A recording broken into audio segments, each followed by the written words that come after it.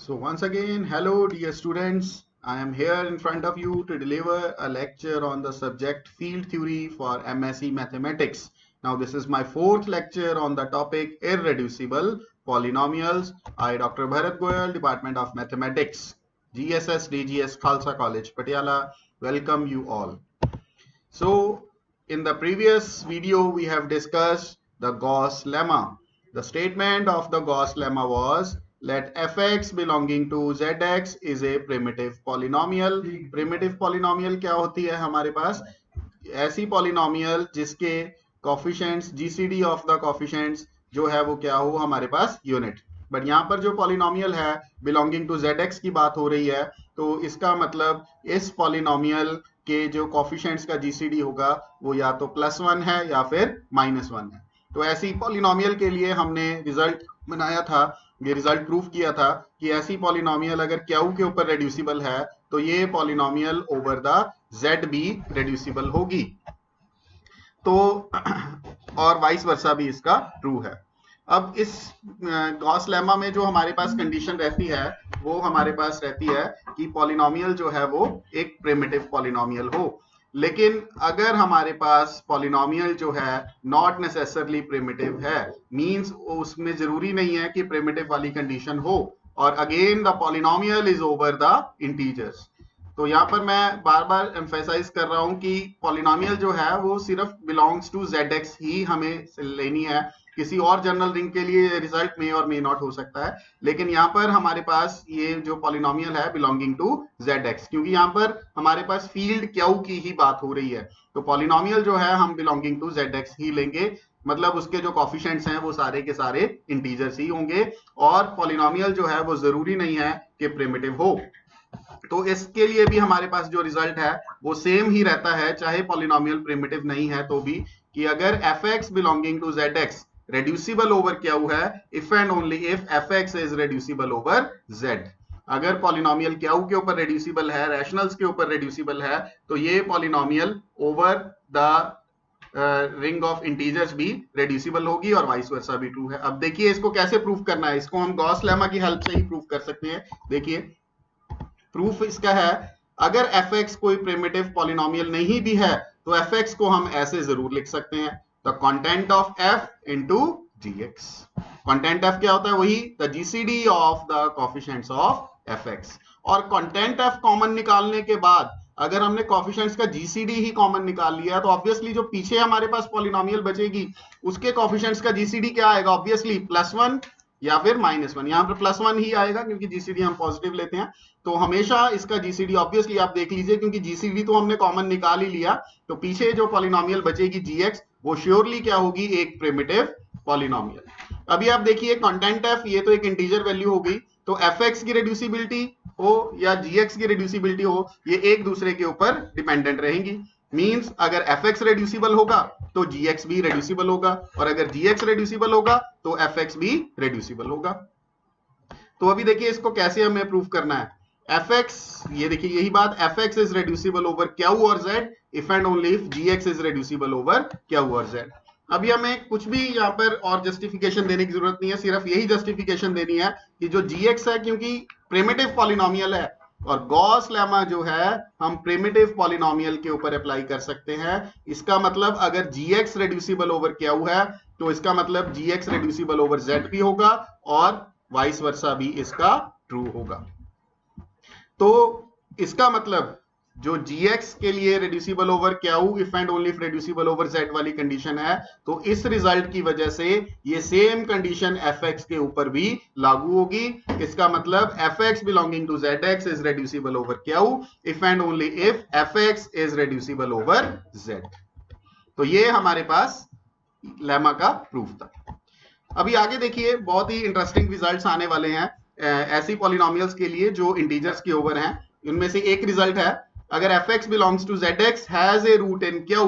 अगर हम कह रहे हैं कि एक हमारे पास ऐसी पॉलिनोमियल है ओवर इंटीजर्स और हमें उसके बारे में ये पता है कि उसका एक रैशनल रूट है हमारे पास, तो जो रिजल्ट है वो आप देखिए उस रूट को आप कैसे फाइंड करेंगे, जो वो रैशनल रूट है उसको आप कैसे फाइंड करेंगे. तो पहली बात है कि अगर वो एक रैशनल रूट है तो वो वाला रूट पर्टिकुलरली कौन से वाला रैशनल होगा? जो इंटीजर है. मींस पूरे के पूरे रैशनल्स के सेट को हमने चेक करने की जरूरत नहीं है, हमें चेक करने की जरूरत नहीं है, हमें सिर्फ इंटीजर्स तक ही चेक करना है। और फर्दर इंटीजर्स का सेट भी ऑब्वियसली एक इनफाइनाइट सेट है, तो पूरे इंटीजर्स के सेट को भी खंगालने की जरूरत नहीं है, हमें सिर्फ कौन से इंटीजर सिलेक्ट करने हैं जो ए नॉट के डिवाइजर्स होंगे, जो इस कांस्टेंट टर्म के डिवाइजर्स होंगे। और एक बात और यहां पर मैं ऐड करना चाहूंगा कि ये जो पॉलिनोमियल है वो क्या होनी चाहिए, मॉनिक। आप देख सकते हैं इसका कॉफिशिएंट जो है हाईएस्ट डिग्री नाम का वो हमारे पास क्या है, 1 है।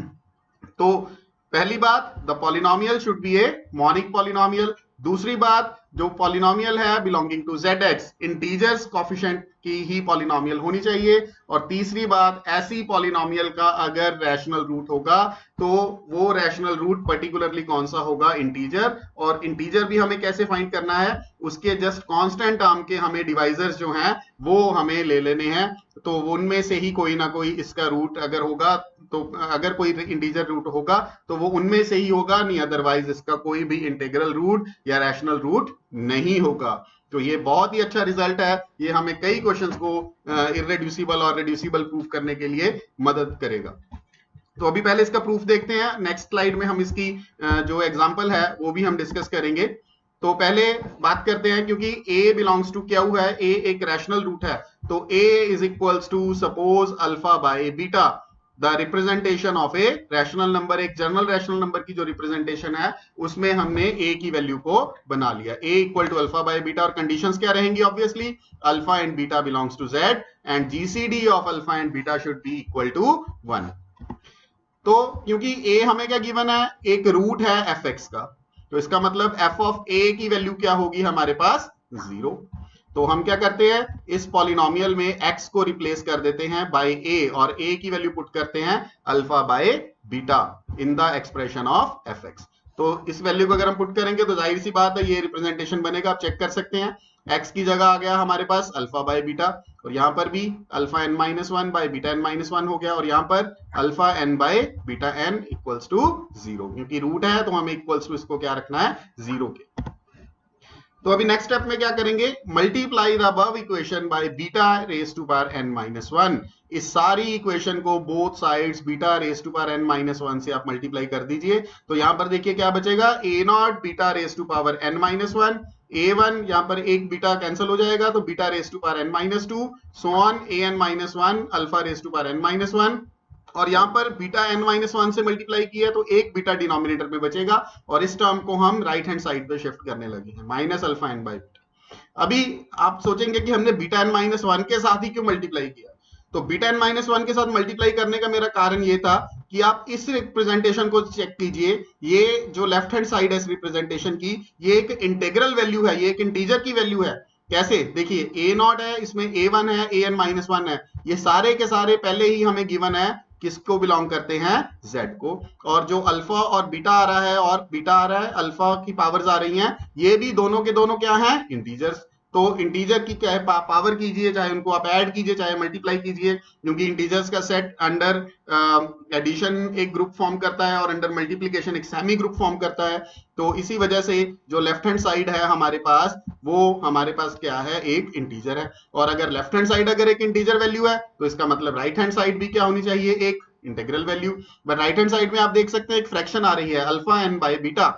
अभी इसमें दो चीजें हो सकती हैं कि इस राइट हैंड साइड को हमने अगर इंटीग्रल वेरीफाई करना है तो या तो बीटा जो है वो अल्फा को डिवाइड करे, अल्फा एन को डिवाइड करे, but due to this condition the GCD of beta and alpha is equal to 1, so beta can not divides alpha raise to power n। तो दूसरी ऑप्शन हमारे पास सिर्फ यही बचती है, the value of the beta should B plus minus 1, so beta should B plus minus 1। तो इसकी वजह से आप देखिए क्या आ गया हमारे पास, a की वैल्यू क्या आ गई, प्लस माइनस अल्फा, क्योंकि बीटा अगर प्लस माइनस 1 है तो a हमारे पास हो गया प्लस माइनस अल्फा। तो ये पहला जो हमारा पॉइंट था वो देखिए जस्टिफाई हो गया कि a अगर रैशनल रूट था, बट वो रैशनल कौन से वाला निकला, जो पर्टिकुलरली क्या था, इंटीजर। अब सेकंड बात का प्रूफ रह गया कि हमें शो करना है कि ये जो a है वो a नॉट को डिवाइड करता है। तो इसको हम कैसे जस्टिफाई करेंगे, ये देखिए नेक्स्ट स्टेप में हमारे पास ये वाला जो एक्सप्रेशन है इसकी लेफ्ट हैंड साइड को अगर हम देखें, यहां तक हमने लिखी, तो राइट हैंड साइड में क्या बन चुका है, plus minus alpha raise to power n, क्योंकि बीटा की वैल्यू प्लस माइनस 1 हो गई। तो इसका मतलब अभी हम लेफ्ट हैंड साइड और राइट हैंड साइड को देखिए कैसे ऑब्जर्व करेंगे। पहले राइट हैंड साइड को ऑब्जर्व कीजिए, इसमें है alpha raise to power n, इसका मतलब अल्फा जो है वो राइट हैंड साइड को डिवाइड कर रहा है ऑब्वियसली, क्योंकि alpha raise to power n है। तो अगर alpha raise to power n right hand side को डिवाइड करता है तो alpha raise to power n इस सारी लेफ्ट साइड को भी क्या करेगा, डिवाइड करेगा। तो अभी आप देख सकते हैं कैसे हम चेक करेंगे कि ये इसको डिवाइड कर रहा है। तो हमारे पास क्या कंडीशन बनेगी, देखिए ये देखिए यहां पर आप चेक कीजिए, इस टर्म में अल्फा प्रेजेंट है, ठीक है, और इस टर्म में भी अल्फा प्रेजेंट है, alpha raise to power n minus 1 है। तो यहां पर भी जितनी भी टर्म्स होंगी उनमें सभी में अल्फा प्रेजेंट होगा, और अल्फा सारी टर्म को भी डिवाइड कर रहा है यहां पर, ठीक है। तो अभी अल्फा इन टर्म्स में से यहां तक, यहां से लेके यहां तक इन सारे को डिवाइड कर रहा है। तो इसका मतलब अल्फा जो है वो इस टर्म को भी क्या करना चाहिए, डिवाइड करना चाहिए। तो अभी अगर अल्फा इस टर्म को भी डिवाइड करेगा तो यहां पर बीटा की वैल्यू तो हमारे पास क्या हो चुकी है, प्लस माइनस 1। तो इसका मतलब यहां पर सिर्फ क्या रह गया हमारे पास, प्लस माइनस ए नॉट। तो अल्फा इसका मतलब किसको डिवाइड करेगा, ए नॉट को। तो अभी आप देख लीजिए हमारे पास जो a की वैल्यू थी वो हमारे पास क्या थी, प्लस माइनस अल्फा। तो ये इंटीजर वैल्यू थी, और अभी हमने क्या चेक किया, जो अल्फा है वो a नॉट को डिवाइड करता है। तो इसी वजह से जो a है वो भी किसको डिवाइड करता है, a नॉट को। और ये दूसरा स्टेप भी हमारा क्या हो रहा है, जस्टिफाई हो रहा है। तो अभी इसके रिगार्डिंग हम एग्जांपल जो है वो डिस्कस करेंगे। इस एग्जांपल हम लेते हैं, fx equal to x cube plus 2x plus 12, that is a polynomial over integers. और इस पॉलिनोमियल को आप चेक कीजिए, पहली बात ये एक मॉनिक पॉलिनोमियल है, इसका हाईएस्ट डिग्री जो कॉफिशिएंट है वो हमारे पास 1 है, एक्स क्यूब हाईएस्ट डिग्री है और उसका कॉफिशिएंट 1 है। तो अभी हमने क्या देखना है कि इसका कोई रैशनल रूट है या नहीं है। तो आपको क्या करना है, पूरे का पूरा रैशनल नंबर नहीं चेक करना, आपको क्या करना है, पहले तो आप ए नॉट की वैल्यू देखिए क्या है, 12। तो अभी आपको क्या करना है, जस्ट इसके 12 के डिवाइजर्स देख लेने हैं, इसके कांस्टेंट टर्म के जो डिवाइजर्स हैं वो देख लेने हैं। हमारे पास क्या क्या आ रहे हैं, plus minus 1, plus minus 2, plus minus 3, plus minus 4, plus minus 6, plus minus 12। तो सिर्फ अगर कोई रैशनल रूट होगा तो इनमें से ही कोई ना कोई रैशनल रूट होगा, नहीं अदरवाइज आपको इसका कोई भी रैशनल रूट नहीं मिलेगा। तो ये देखिए कितना इंपॉर्टेंट रिजल्ट था जिसकी मैं बात कर रहा था, कि अगर हमें रैशनल रूट को सर्च करना है तो पूरा रैशनल नंबर फाइंड करने की, पूरा रैशनल नंबर्स का सेट चेक करने की जरूरत नहीं है। सिर्फ आप इन कितने नंबर हैं, ये 6 नंबरों को आप चेक कीजिए इसमें पुट करके कि किस पे वैल्यू 0 आ रही है। अगर किसी पे वैल्यू 0 आ रही है तो वो इसका रूट है, अदरवाइज इसका कोई भी रैशनल रूट नहीं होगा। तो सिर्फ इन 12 नंबरों को चेक करने के साथ आपको पता चल जाएगा कि इसका कोई रैशनल रूट है या नहीं है। अब चेक करते हैं, देखिए पहले प्लस माइनस 1 अगर हम सब्स्टिट्यूट करें, आप मैनुअल कैलकुलेशन से चेक कर सकते हैं, ये नॉन जीरो ही आएगा। एफ ऑफ 2 आप पुट कीजिए, ऑब्वियसली सारे कोएफिशिएंट्स यहां पर पॉजिटिव हैं, तो ऑब्वियसली पॉजिटिव वैल्यूज में से तो कोई भी इसका रूट नहीं बनेगा। तो 12 की बजाय आपको सिर्फ अभी 6 ही चेक करने हैं जो नेगेटिव वाले हैं, और नेगेटिव वाले में से अगर हम -2 वाले को चेक करें तो हाँ ये इक्वल्स टू 0 आ रहा है। आप चेक कर लीजिए, x को अगर हम -2 पुट करेंगे तो ये बनेगा -8 -4 यानी कि -12 प्लस 12 इक्वल्स टू 0।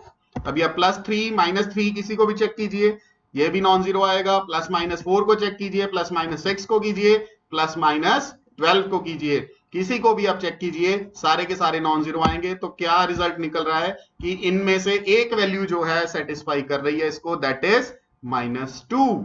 तो एक रूट हमें इस पॉलिनोमियल का मिल गया, दैट इज -2। और देखिए बड़ी कितनी जल्दी हमने इसका रैशनल रूट जो है वो फाइंड कर लिया।